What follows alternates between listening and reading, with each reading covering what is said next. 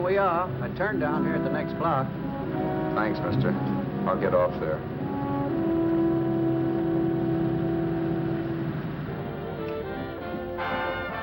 Want anything else? No. Hey, you. Me? Yeah, you. Which way you heading? East. Too bad.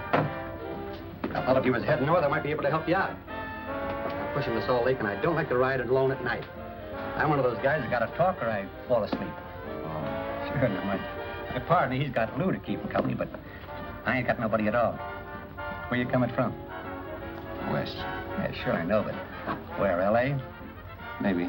Got a cousin out in L.A. You don't say. Yeah, he's been out. You're not much of a talker, are you? My mother taught me never to speak to strangers. Oh, a wise guy. So what? Okay, don't get sore. Just trying to be sociable, that's all. Hey, Glamorous. You change for a dime, will you?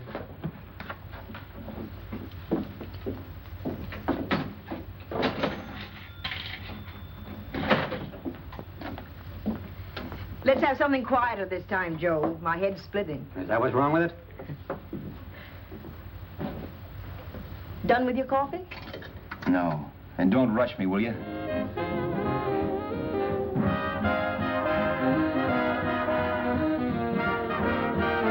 Hey, turn that off. Will you turn that thing off? What's eating you now? Yeah, what's eating you? That music, it stinks. Oh, you don't like it, huh? No, turn it off. Oh, wait a minute, pal. That was my nickel, see? This is a free country, and I play whatever I wanted. Okay. Sure, and if you don't like it, you don't have to listen to it. And you can leave here anytime you want to. Okay, I'm sorry I asked. First good piece played tonight and you don't like it. Some people just ain't got any good taste.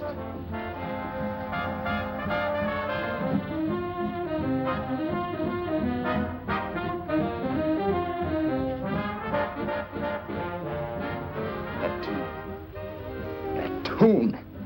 Why was there always that rotten tune? Following me around, beating in my head, never letting up. Did you ever want to forget anything? Did you ever want to cut away a piece of your memory or blot it out?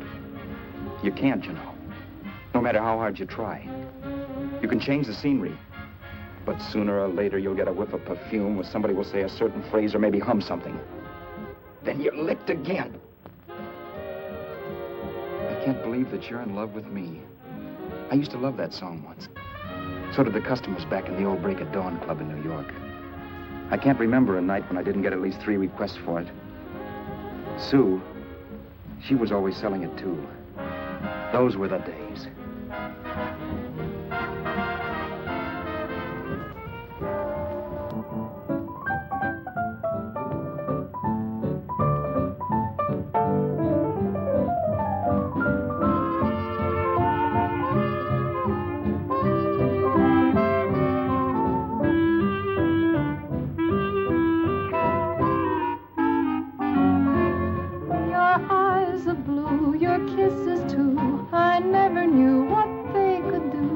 I can't believe that you're in love with me. You're telling everyone you know that I'm on your mind each place you go. They can't believe that you're in love with me. I have always placed you far above me. I just can't imagine that you love me. And after all is said and done, to think that I'm the lucky one, I can't believe that you're in love with me.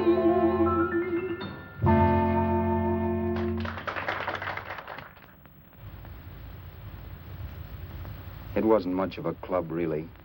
You know the kind. A joint where you could have a sandwich and a few drinks and run interference for your girl on the dance floor. I pounded the piano in there every night from 8 until the place closed up, which usually meant 4 in the morning. A good job as jobs went in those days. Then, too, there was Sue, who made working there a little like working in heaven.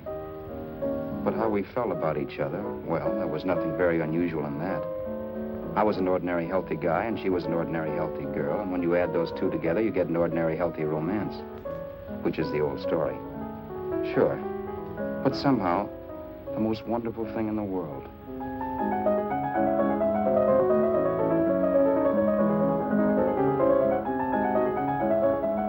All in all, I was a pretty lucky guy.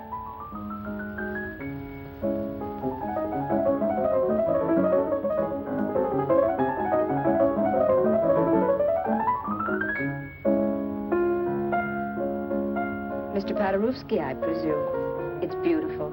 You're going to make Carnegie Hall yet, Al? Yeah, as a janitor. I'll make my debut in the basement. I don't blame you for being bitter, darling, but you mustn't give up hope. Why, someday... Yeah, someday. If I don't get arthritis first. In the meantime, let's blow this trap.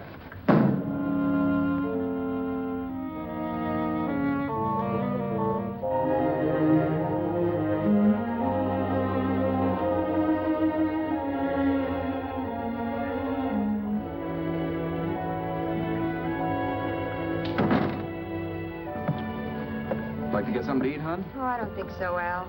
I lose my appetite working in this flea bag. Let's go home. Okay. I can't stand much more of that dump. Did you see that drunk tonight trying to paw me? No, what drunk? Does it matter what drunk? Say, what's the matter with you tonight, darling? That's the third time you started to tell me something and then stopped.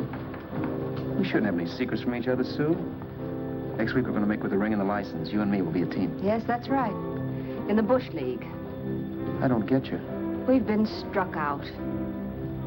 It's a funny way to talk, darling. Don't you want to marry me? Al, look, I love you. You know I do, and I want to marry you. But? But not now. Only after we've made good. Sunday, I'm going away. Oh, I know you'll think it's silly. That's why I hesitated to tell you. But I'm going to California. I want to try my luck in Hollywood. That's the most stupid thing I ever heard of. Don't you know millions of people go out there every year and wind up polishing cuspidors? I thought you had better sense. You sound as if you don't think I have any talent. That has nothing to do with it. I'll make out all right. Maybe. But what about me? Doesn't it mean anything to you that you're busting up all our plans? We may not see each other for years? It won't be that long. I thought you loved me. I do. You know I do. Well, here we are. Al, why can't you see my side of it? I'm young. We both are, and we've got all the time in the world to settle down. Oh, really, darling, what I'm doing is the only sane thing to do. I hate the thought of being so far away from you, but we'll be together again someday. Maybe you'll decide to come out too later on. So long. Al, aren't you going to kiss me goodnight? Sure, why not? Good night.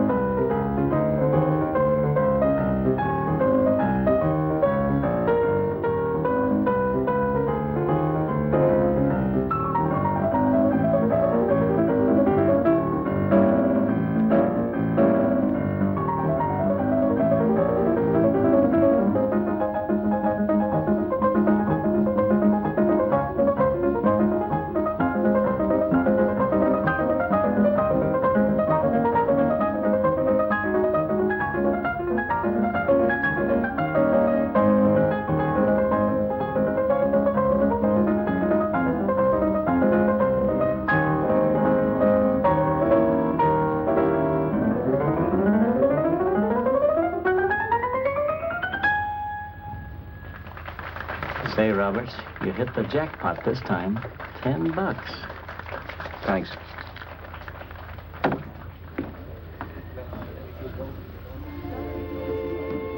So when this drunk handed me a 10 spot after a request, I couldn't get very excited.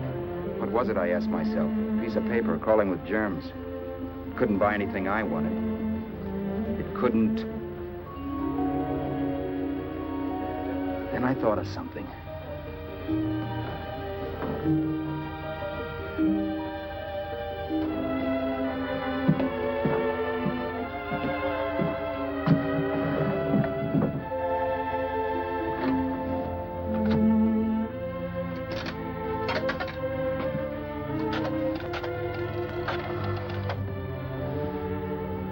Long distance. I'd like to put a call through to Los Angeles.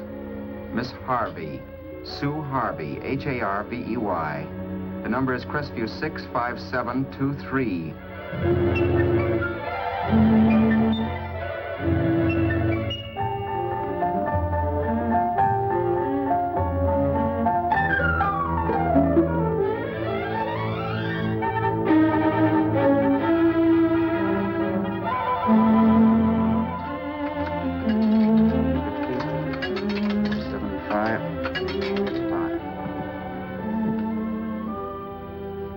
Hello, Sue?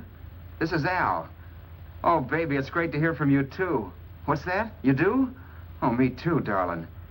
I thought I'd go batty without you. I just had to... Huh? You're working as a hashlinger? Gee, honey, that's tough. Those guys out in Hollywood don't know the real thing when it's right in front of them. You just stick it out, Sue, baby. Keep going around to those casting offices. I'm sure you'll click. Look, I'll tell you what. You stay put out there, I'll come to you. No, don't try to stop me. Just expect me. Train? Who knows? Train, plane, bus, magic carpet. I'll be there if I have to crawl. If I have to travel by pogo stick. And then, let's get married right away, huh? That's the stuff. That's what I've been wanting to hear you say. Well, goodbye for now. I'll be seeing you soon. Yeah. Bye. The only way I could cross country was to thumb rides. For even after hawking everything, I only had enough money to eat. Money. You know what that is. It's the stuff you never have enough of. Little green things with George Washington's picture that men slave for, commit crimes for, die for. It's the stuff that has caused more trouble in the world than anything else we ever invented. Simply because there's too little of it. At least I had too little of it. So it was me for the thumb.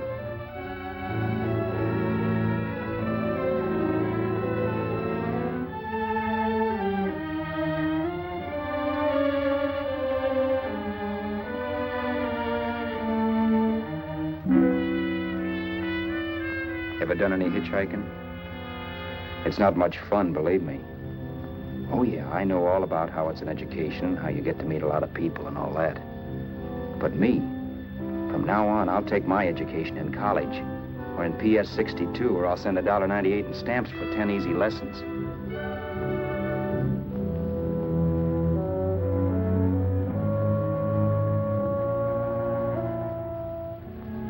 Thumbing rides may save you bus fare, but it's dangerous. You never know what's in store for you when you hear the squeal of brakes. If only I had known what I was getting into that day in Arizona. Here, throw that in the back seat.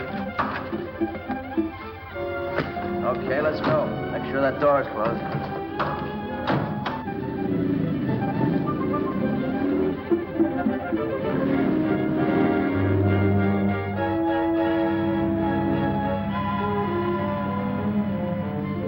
You know, Emily Post ought to write a book of rules for guys thumbing rides.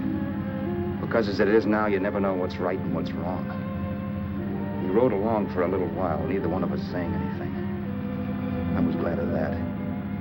I never know what to say to strange people driving cars.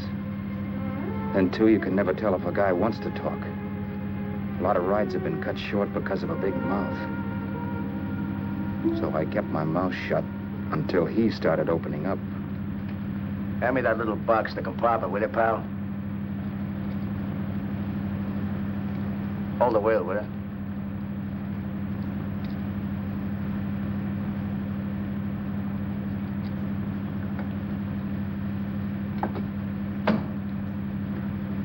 How far are you going? L.A. Well, you're really traveling, aren't you? Yeah, but I don't expect to make it for a couple of years at the rate I've been promoting rides. Not much luck, huh? Sure, all bad. Not many people stop for a guy these days. Afraid of a stick-up, maybe. Well, you can't blame them. Where you coming from? New York? Well, New York. You're in luck this time. I'm going all the way. Right through to Los Angeles. You drive a car? Sure. Whenever you're tired, let me know.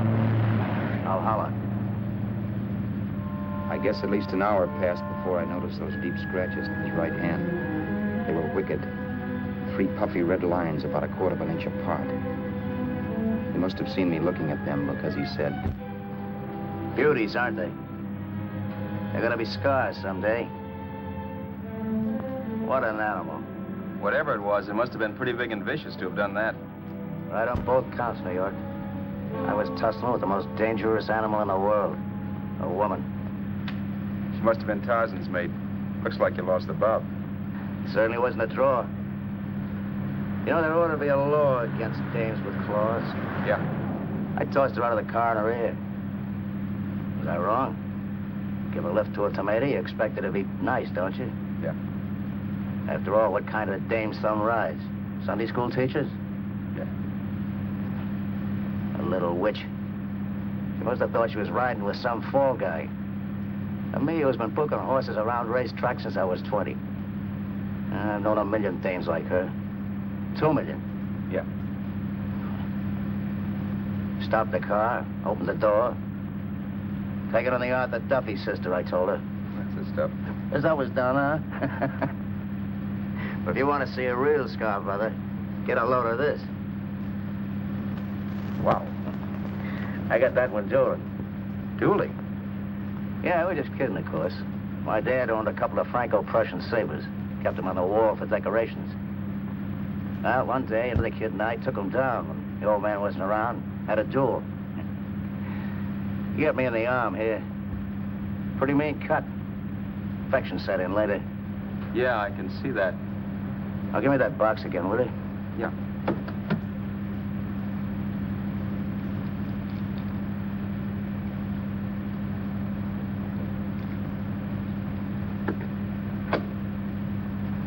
Pain made me lose my head, I guess. I began slashing. Before I knew it, I'd put the other kid's eye out. That was tough. Well, it was just an accident, of course. Do you know how kids are? I got scared, decided I was going to run away from home. Old man almost caught me when I was packing my duds. The bloody rag I had wrapped around my wrist hadn't caught his attention. You've seen the bundle for sure. But I beat it when he was phoning for a doctor. That was 15, 16 years ago. I haven't been home since. Pull in there for a bite or something, huh? A bite or something. Brother, was I hungry. I hadn't had anything in my stomach for hours. Yet even with that gnawing in the pit of my belly, I didn't want to be in too big a rush to put on the feed bag. First, I had to make sure this guy knew the score. If I got him down on me, I'd buy a ticket to Hollywood. I'll wait out here for you, mister. Well, there's the money. Don't worry about paying for it. This time it's on me. Well, that's what... Haskell, think nothing of it. You make your first million, maybe you can do the same for me. Come on, New York. I gotta make the West Coast by Wednesday. There's a horse running in Santa Anita named Pirate Bicycle. Means dough to me if I'm on him. We'll make it all right. He did most of the talking during the half hour we were in the place. I ate. He rambled on about his old man, whom we hadn't heard from since he ran away as a kid. Now he happened to become a bookie. And then all about how he got rooked in Miami. One race, 38 grand. They cleaned out my book. How do you like that? That was tough luck. Yeah, and I'm supposed to be the smart guy. Well, you just wait. I'm going back to Florida next season with all kinds of jack. And you watch those stinkers run for cover. Want anything else? No, thanks. I've had plenty.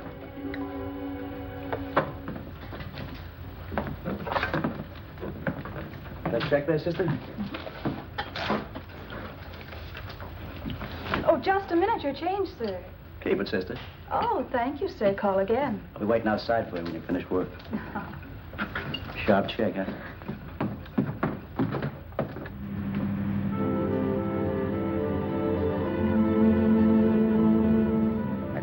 that night while Haskell slept like a log. After a while, I began to get sleepy myself. I was happy, though. Soon I'd be with Sue again. The long trip was practically over, and there'd be no more hoofing it down the concrete. I began to think of the future, which couldn't have been brighter if I'd embroidered it with neon lights. It was nice to think of Sue shooting to the top. It's amazing what a full belly can do to your imagination. Your eyes are blue, your kisses too. I never knew what they could do. I can't believe that you're in love with me. You're telling everyone you know I'm on your mind each place you go. I can't believe that you're in love with me.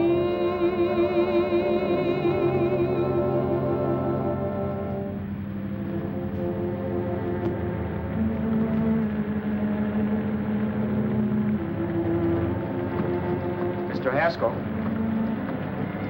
Mr. Haskell? Mr. Haskell, wake up. It's raining. Don't you think we ought to stop and put up the top?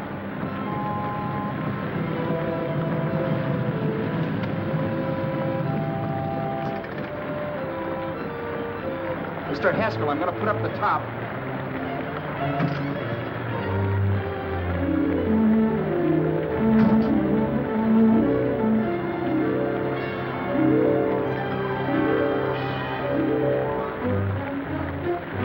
Until then, I'd done things my way.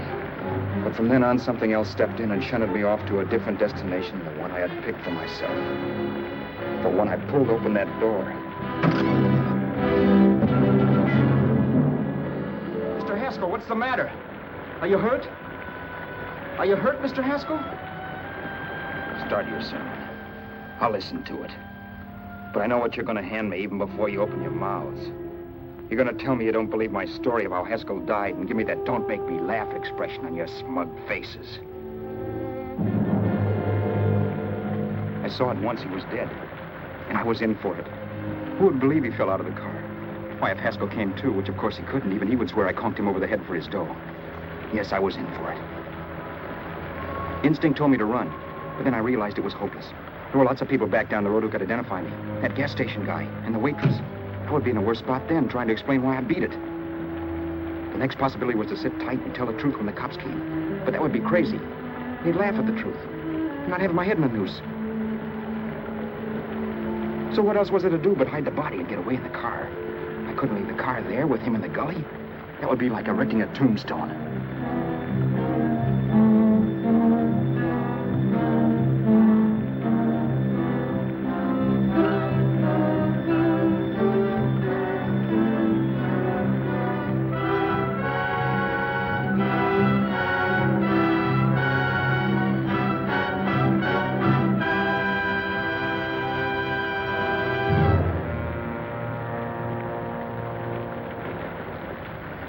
My idea was to cover him with brush, not to rob him. But then I remembered that even if I only drove the car for 100 miles or so, I would need money for gas.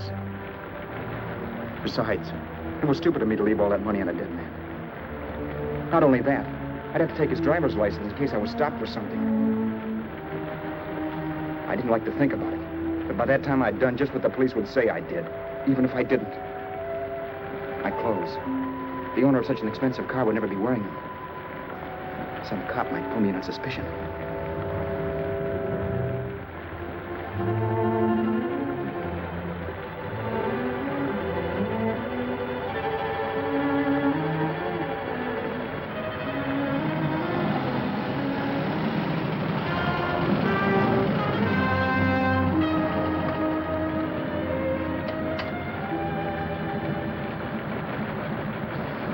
Hey, you, this your car? Don't you know better than to leave a car with the wheels halfway in the middle of the road? That's the way accidents happen. I'm sorry, officer. I was just putting up my top. I didn't think. Well, the next time, think. I'll let you go now, but watch your step in the future. I know that's a lonely stretch, but cars come by here once in a while, and we have plenty of crack-ups. Thanks, officer.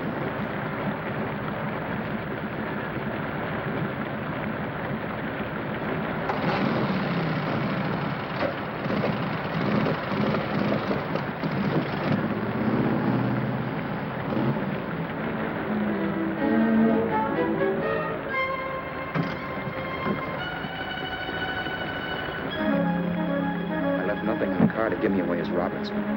If they found a dead man in the gully now, it would be me.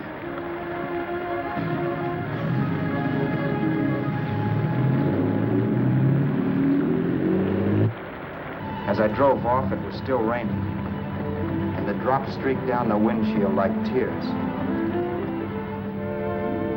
I kept imagining I was being followed and that I could hear sirens back in the distance. Just how long it took me to cover the 60-odd miles to the California state line, I don't know. I lost all track of time. But the rain had stopped and the sun was up when I pulled up to the inspection station. Hello? Carrying any fruits or vegetables? No. Any livestock or poultry? No. I'd see your registration and driver's license, please. Anything in the baggage compartment? Just baggage. Charles Haskell, Jr., age 30, brown eyes, dark hair. Identifying marks, none. Are you Charles Haskell, Jr.? Yes. Well, remember, if you're employed and you stay over 30 days, you take out California plates. All right, officer, but I'll only be in the state a short while. Right, you can go now.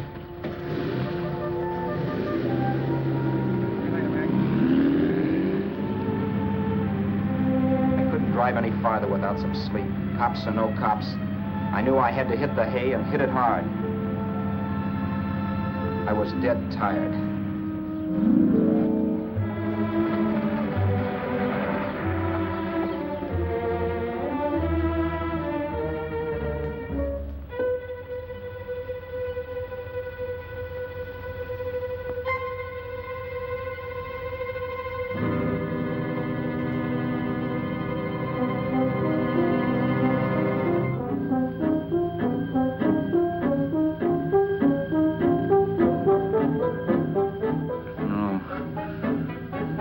Mr. Haskell. No.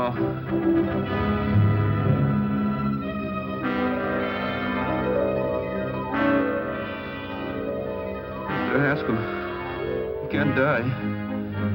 I think I did it. No, Mr. Haskell. No.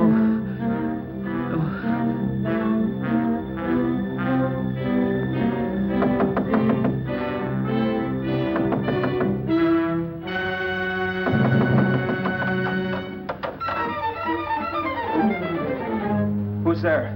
It's the maid. Can I come in and clean? Later. In a half hour. All right, sir.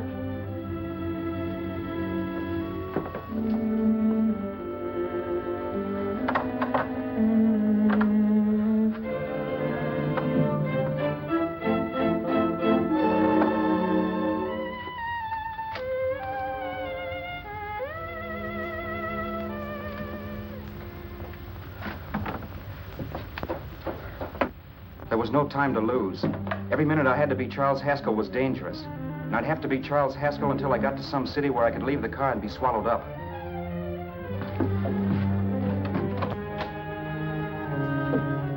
That meant driving the car as far as San Bernardino, maybe even to Los Angeles. In a little town, I might be noticed, but in a city, I should be safe enough. Then, after I ditched the car, I could go on to Sue. But those 5 minutes at the state line made me realize it might be a good idea to find out a little bit about Mr. Haskell.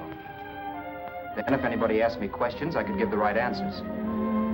The first thing I found out was that I had $768. This was a lot of jack, but believe me, it was the kind of money I'd rather not have.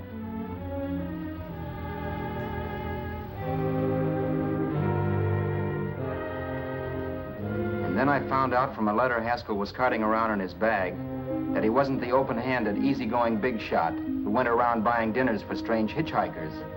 Before I got done reading it, I saw him more as a chiseler. It was written to his old man in California, the one he hadn't seen in so many years. In it, Haskell posed as a salesman of hymnals, of all things. It was easy to see where Haskell expected to raise a new stake for his book in Miami by rooking his old man. That was about all I found out from his effects, and it was enough. I told myself, maybe old man Haskell was lucky his son kicked off. He would never know it, but it saved him from taking a flyer in sacred literature preferred.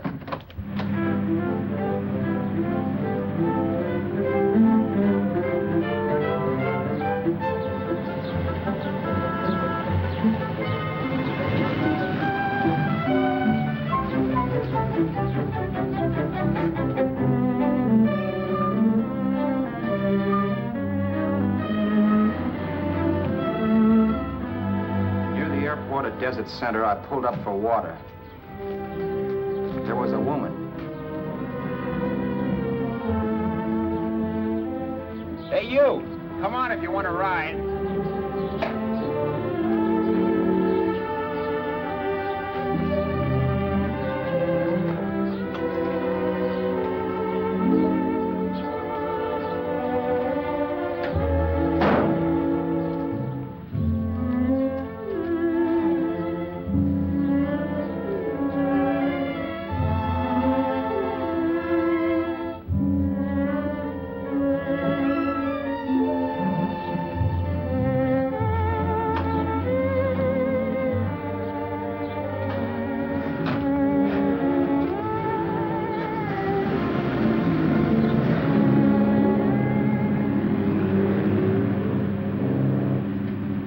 How far are you going? How far are you going? That took me by surprise, and I turned my head to look her over. She was facing straight ahead, so I couldn't see her eyes. But she was young, not more than 24. Man, she looked as if she'd just been thrown off the crummiest freight train in the world. Yet, in spite of this, I got the impression of beauty. Not the beauty of a movie actress, mind you, or the beauty you dream about when you're with your wife, but a natural beauty. A beauty that's almost homely because it's so real. Then suddenly she turned to face me. How far did you say you were going? Los Angeles? L.A.? L.A.'s good enough for me, mister. That's what I was afraid of. What'd you say? Oh, nothing, just thinking out loud. People get in trouble for doing that. What's your name? You can call me Vera if you like. You live in Los Angeles? No. Where are you coming from? Oh, back there. Needles? No. Oh, sure, Phoenix. You look just like a Phoenix girl. Are the girls in Phoenix that bad? The girl must have been pretty tired, because she fell asleep not 20 minutes after she stepped into the car. She lay sprawled out with her head resting against the far door, like Haskell. I didn't like that part of it much, but I didn't wake her up. It wasn't that this girl still worried me. I'd gotten over that funny feeling I had when she looked at me, which I put down as just my jangled nerves. With her eyes closed and the testness gone out of her, she seemed harmless enough. And instead of disliking her, I began to feel sorry for her. The poor kid probably had had a rough time of it. Who was she anyway? And why was she going to Los Angeles? And where'd she come from in the first place? The only thing I knew about her was her name. Not that it made any difference. A few hours more and we'd be in Hollywood. I'd forget where I parked the car and look up Sue. This nightmare of being a dead man would be over. Who this dame was, well, it was no business of mine. Where did you leave his body? Where did you leave the owner of this car? You're not fooling anyone. This buggy belongs to a guy named Haskell. That's not you, mister. You're out of your mind. That's my name, Charles Haskell. I can prove it. It's my driver's Save license. yourself the trouble, mister. Having Haskell's wallet only makes it worse. It just so happens I rode with Charlie Haskell, all the way from Louisiana. He picked me up outside of Shreveport. You rode? You heard me. Then it all came back to me. All the talk about dueling and scars and scratches. There was no doubt about it. Vera must be the woman Haskell had mentioned. She must have passed me while I slept. Well, I'm waiting. My goose was cooked. She had me. That Haskell guy wasn't dead yet. He wasn't stretched out stiff and cold in any Arizona gully. He was sitting right there in the car, laughing like mad while he haunted me. Well? There was nothing I could say. It was her move. Vera, whatever her name was, it was just my luck picking her up on the road. It couldn't have been Helen, or Mary, or Evelyn, or Ruth. It had to be the very last person I should ever have met. That's life. Whichever way you turn, fate sticks out a foot to trip you.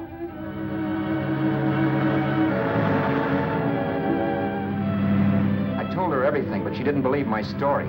I should have saved my breath. That's the greatest cock and bull story I ever heard. So he fell out of his car. Say, who do you think you're talking to, a hick? Listen, mister, I've been around, and I know a wrong guy when I see one. What'd you do, kiss him with a wrench? Now, wait a minute. What I told you was true. You see, that's why I had to do it. You think I killed him? Well, the cops would have thought so, too. Yeah, well, maybe they still think so. What makes you so sure I'll shut up about this? Vera, I'm innocent. Give me a break, will you? It won't do me any good having you pinched. The cops are no friends of mine. Now, if there was a reward, but there isn't. Thanks. Don't thank me yet. I'm not through with you by a long shot. Let's see that roll.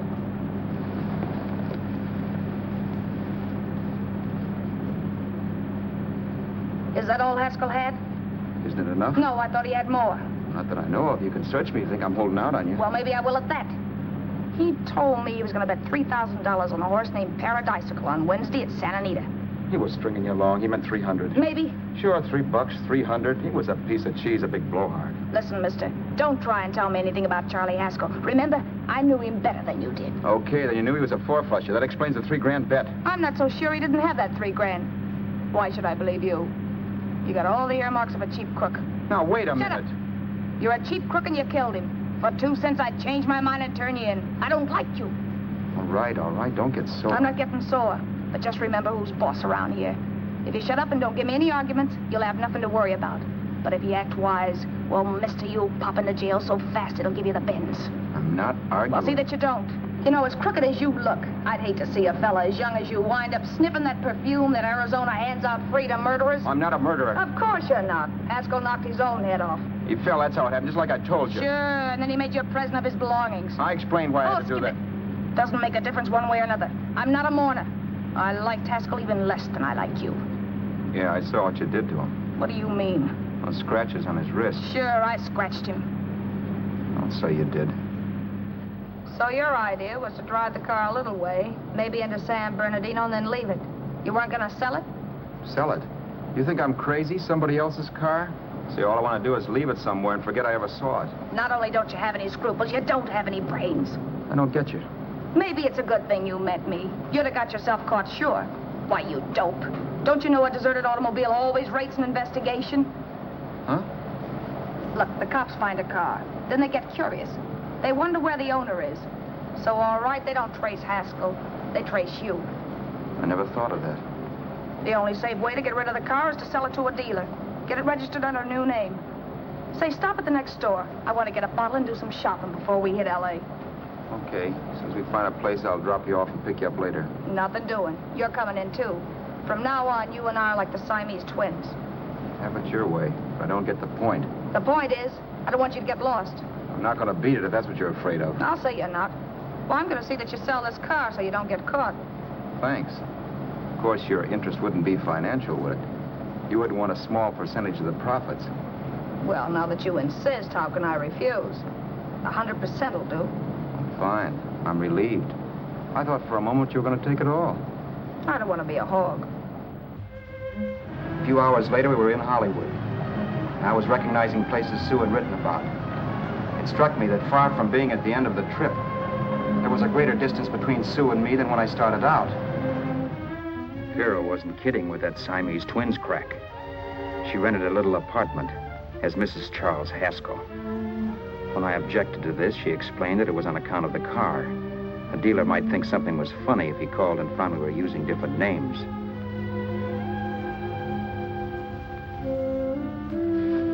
Home, sweet home. Yeah. Not bad, either.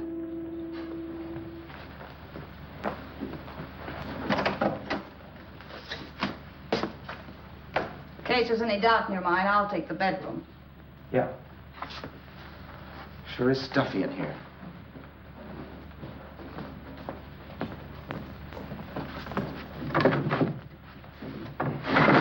Keep the window shut. Okay. The old crow downstairs said there's a folding bed behind this door.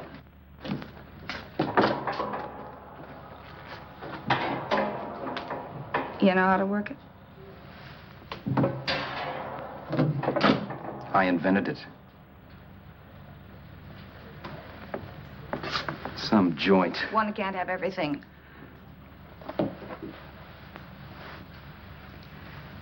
I'm first in the bathtub. I don't know why, but I figured you would be.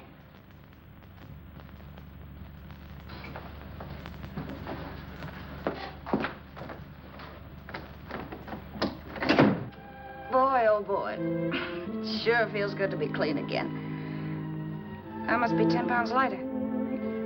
You must be. Well, hitching rides isn't exactly the way you keep your schoolgirl complexion. I wish that guy with the sax would give up. Gets on my nerves. Forget it. Have a drink. Aren't you afraid I might take you up on it? If I didn't want to give you a drink, I wouldn't have offered it. Why be a sorehead, Roberts? You got yourself into this thing. You should be grateful I'm not turning you in. Why, if I wasn't regular, you'd be in the pen this minute, being photographed, fingerprinted, and being pushed around by the cops. So cheer up. Get rid of that long puss. Or is your conscience bothering you?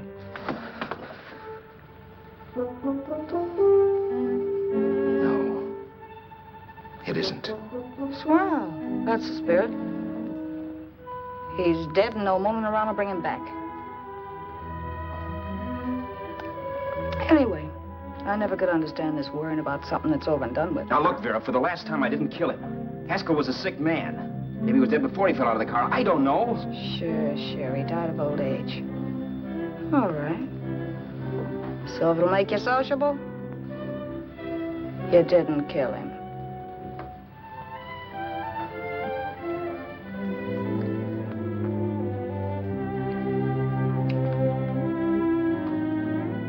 Thanks.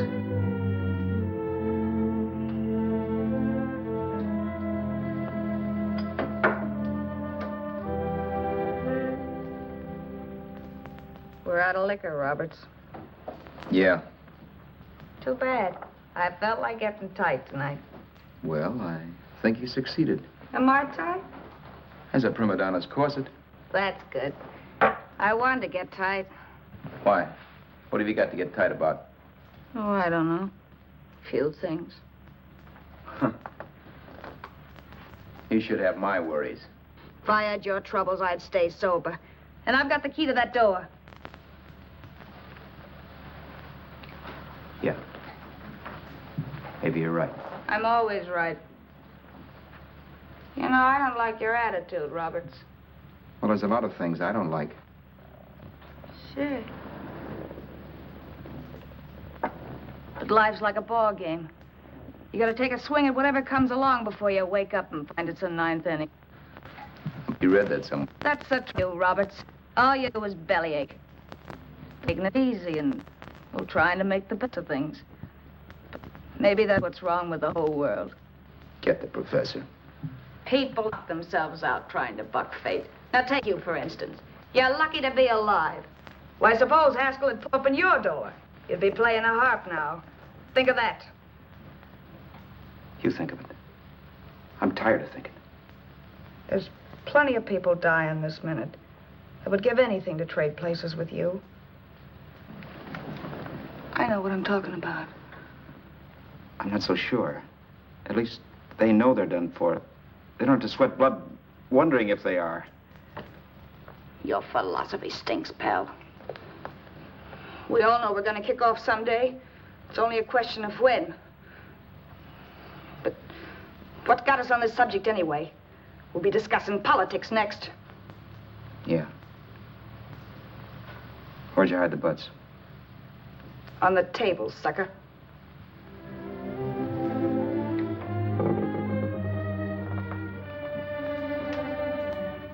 We bored each other with conversation for a couple of hours longer. Every 5 minutes, one of us was wishing we had another bottle or a radio or something to read. Then finally, we ran out of chatter. I know it's only 11 o'clock, but I want to get up early and make the rounds of the used car lots. No hurry about that. We've got all the time in the world. Maybe you have, but if you think I want to stay cooped up in this place any longer than I have to, you're batty. It's not a bad place.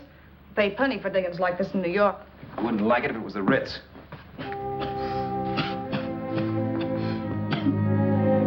rotten liquor. You got a mean cough. Ought to do something about it. I'll be all right. That's what Camille said.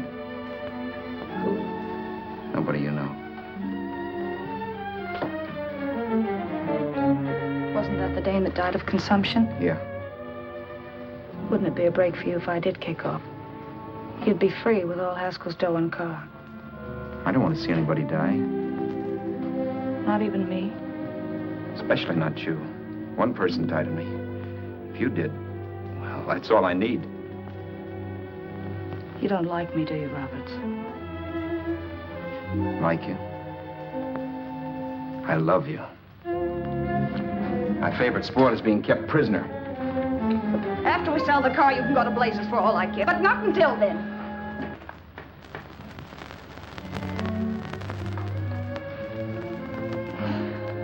I'm going to bed.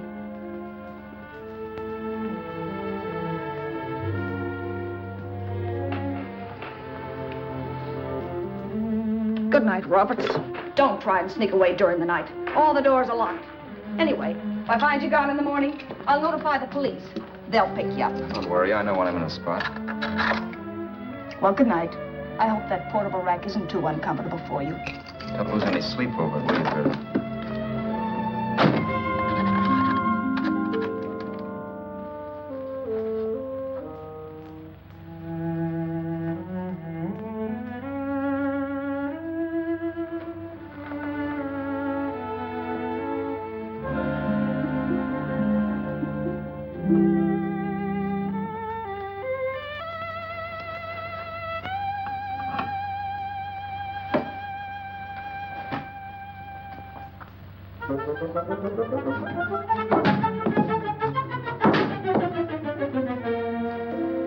Crestview. 6, 5, 7, 2, 3. Hello? Hello? Hello? Hello?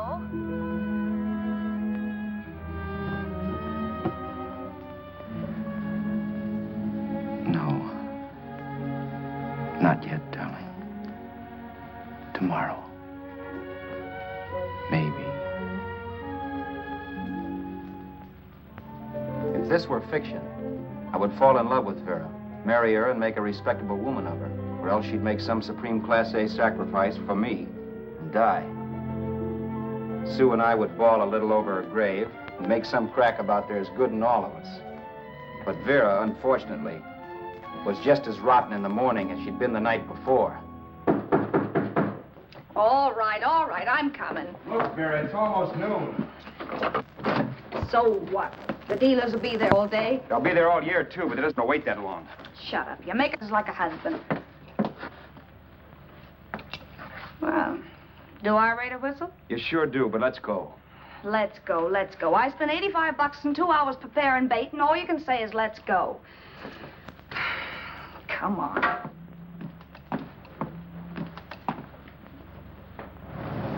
We passed a few used car lots last night down this way. What do you think we can get for this heap? I don't know. Plenty. Just let me handle everything.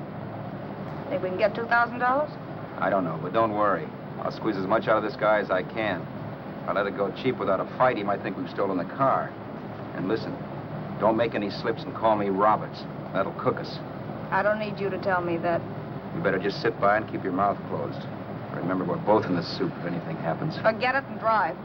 You're my wife, Vera Haskell. Look, after the deal's closed, let's go back to that place on Hollywood Boulevard where I saw the fur jacket. I want to buy it. After the deal's closed, I'm saying goodbye to you. That's right, I forgot. I guess I'm getting kind of used to you. Well, that's a habit you could start breaking. Let's try this place in the middle of the block.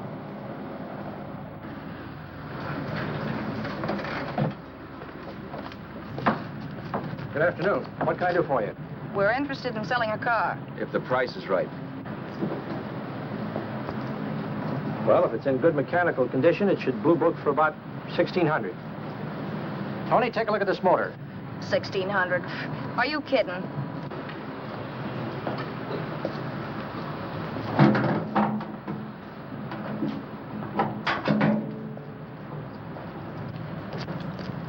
Well, maybe $18.50. Before I let it go for $18.50, I'll wreck it and collect the insurance first.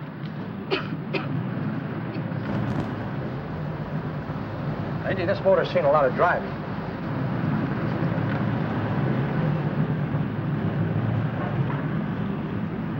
Well, the mechanic inspected the car. We haggled. At last, when we were all worn out, we hit a compromise. His price. Okay, it's a deal. All right, come in, we'll sign the papers. I have the ownership papers right here with me. Look, Vera, in the meantime, will you clean a dash compartment? There may be some stuff in it. All right, darling. $1,850. That dirty crook.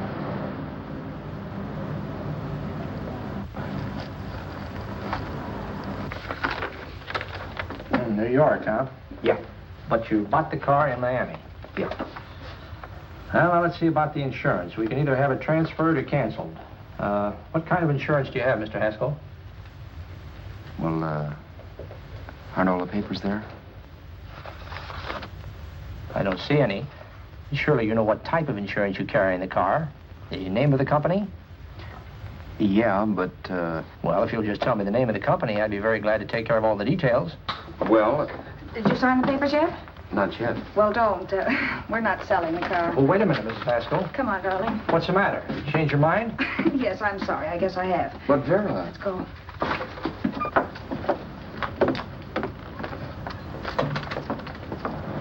You got me out of a tight spot, Vera. But I still don't understand all this. You will in a minute. I almost threw away a gold mine. $18.50 isn't to be sneezed at. The car doesn't book for as much as I thought. We're not selling the car. You want to keep it.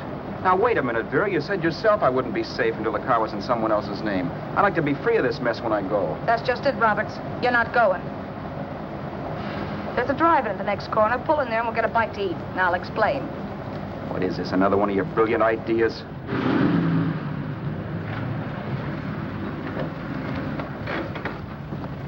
Oh, I take your order? Make mine a ham sandwich and coffee. And for you, sir? Oh, I don't care. The same. Thank you.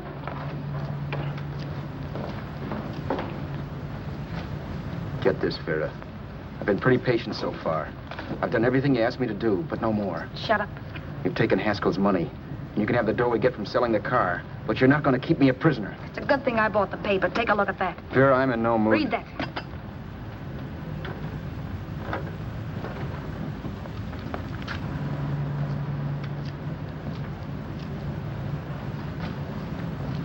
No.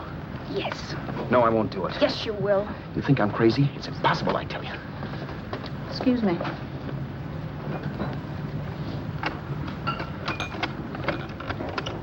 Blow the horn when you're through. No one could possibly get away with an act like that. It'd be wise to me in a minute. Don't be yellow. You look enough like him. The same coloring and the same build. See how his clothes fit you? No kidding, you almost had me fooled for a while. Oh, grow up, Vera.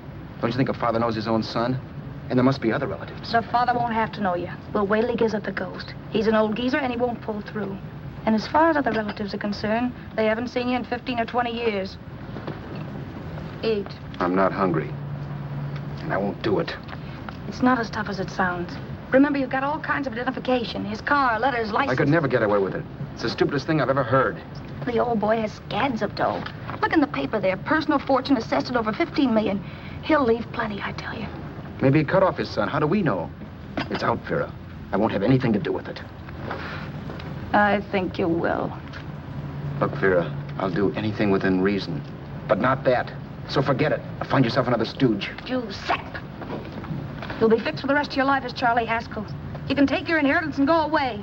No more worrying about the rent, no sweating, scheming, wondering where your next meal's coming from. Think about that, Roberts. Vera, please, you're talking too loud. On this, I'm splitting 50-50 with you. Sure, why not? We're both alike, both born in the same gutter. Now, take it easy, Vera. There's people around here. You don't know what you're talking about. We'll wait till we read that old man Haskell's dead. Then you show up.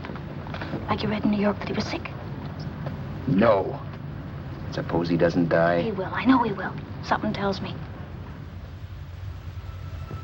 But as much as I insisted I would have no part of her scheme, Vera was taking it for granted I would.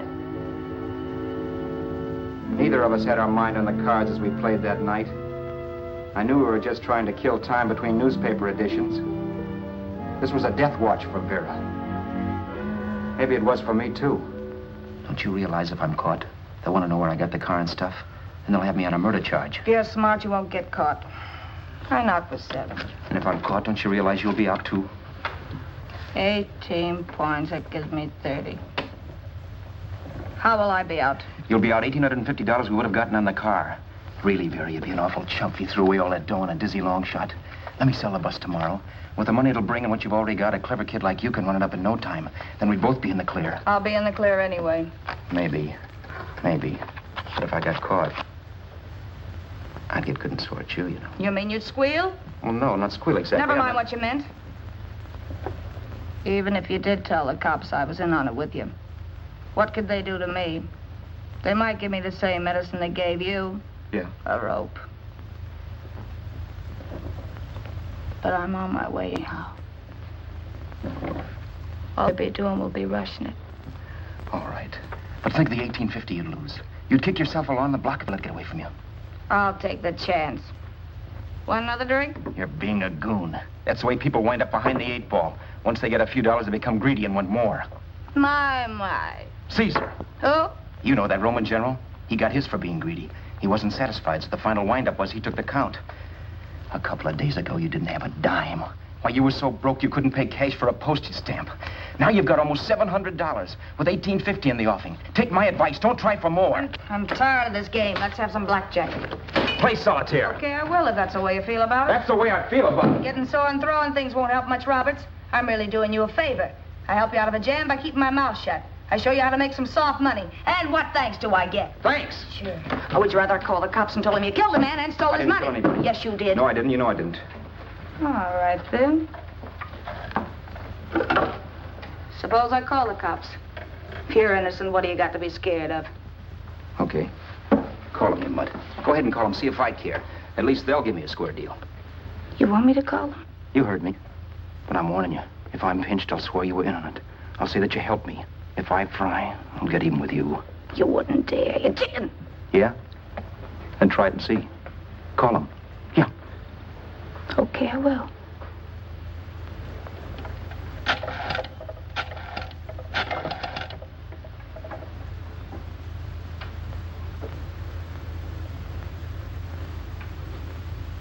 Information?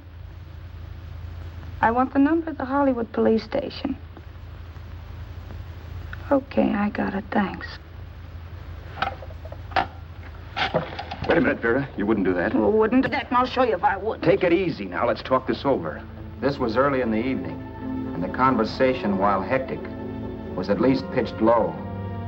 But as the minutes passed, and more obstacles to her plan popped into my head, the air got blue. Each word coming from our lips cracked like a whip.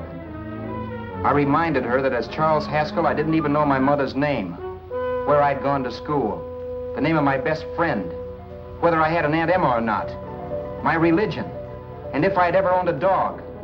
I didn't even know what my middle initial stood for. I also pointed out that the real Haskell had a scar on his forearm. His people never saw that scar. He told me he ran away right after putting out the kid's eye. Yeah, but his father knew he was cut. It'd have to be some kind of a mark. So what? The old man's dead, or will be. I hope by tomorrow morning's papers. Anyway, you could cut yourself a little, couldn't you? Boy, for that kind of dough, I'd let you cut my leg off. You're drunk and you're crazy mad, Vera. Turn me in if you want to, but I won't get mixed up in this. Besides, how do we know Haskell was such a phony? Maybe it wasn't the man's son at all. Maybe he just dreamed it up. Well, dreaming or not, you won't be dreaming when the law taps you on the shoulder. There's a cute little gas chamber waiting for you, Roberts. And I hear extradition to Arizona's a cinch. Where's that phone? Vera! Leave me alone. Vera! Here. I want a phone. Call police. I hate you yellow stinker. You leave me alone. I'll let you alone when you promise to leave the phone where it is. You're drunk. You don't know what you're doing. You're hurting me. Will you promise? All right.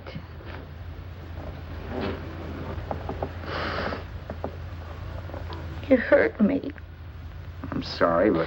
And it's hot in here. Open up a window. It's not hot. Don't tell me. Now, do you do it or do I do it? You're no gentleman, see? Yeah. All right. I'll open up the window.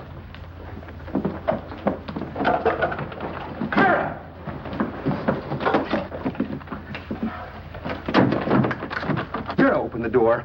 Please open the door. Vera, open the door. Don't use the phone. Listen to me. I don't like you, Roberts. You're no gentleman, see? You hurt my hand, and I'm going to get even with you. If you don't open the door, I'm going to kick it down, Vera. Vera, don't call the cops. Listen to me. I'll do anything you say. Vera, let me in. I'll break the phone.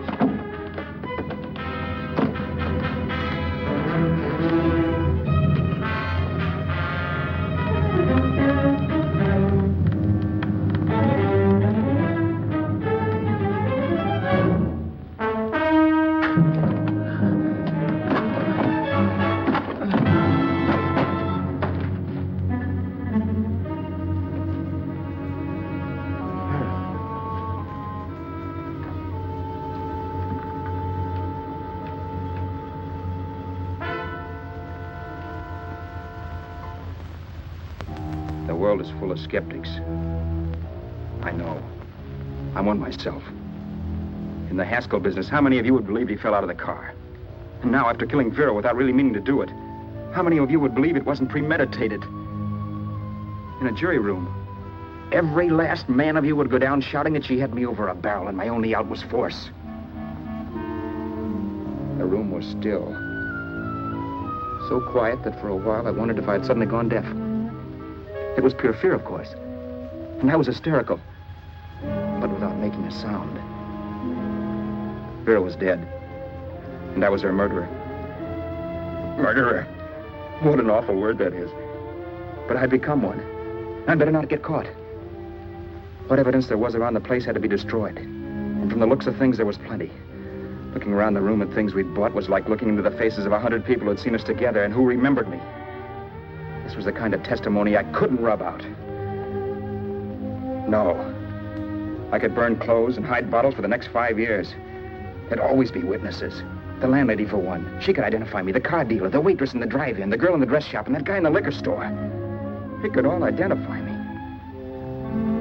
I was cooked. Done for. I had to get out of there. While once I'd remained beside a dead body, planning carefully how to avoid being accused of killing him, this time I couldn't. This time I was guilty. I knew it. Felt it. I was like a guy suffering from shock. Things were whirling around in my head. I couldn't make myself think right. All I could think of was the guy with the saxophone and what he was playing. It wasn't a love song anymore. It was a dirge.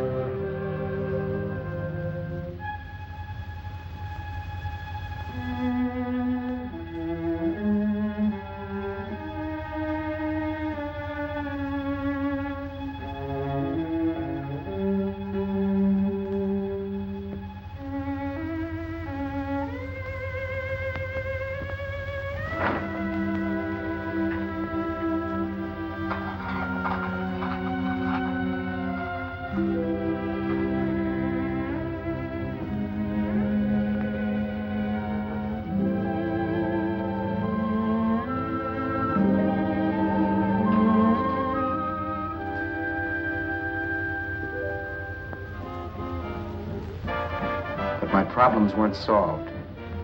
I had to stay away from New York for all time because Al Roberts was listed as dead and had to stay dead. And I could never go back to Hollywood. Someone might recognize me as Haskell. Then, too, there was Sue. I could never go to her with a thing like this hanging over my head. All I could do was pray she'd be happy.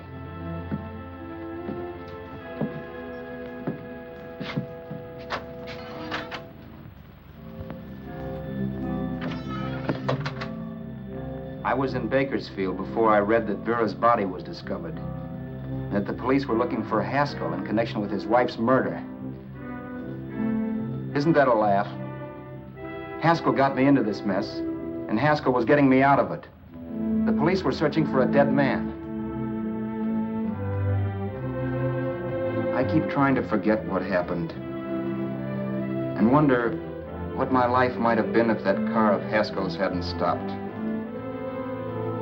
But one thing I don't have to wonder about. I know. Someday a car will stop to pick me up that I never thumbed.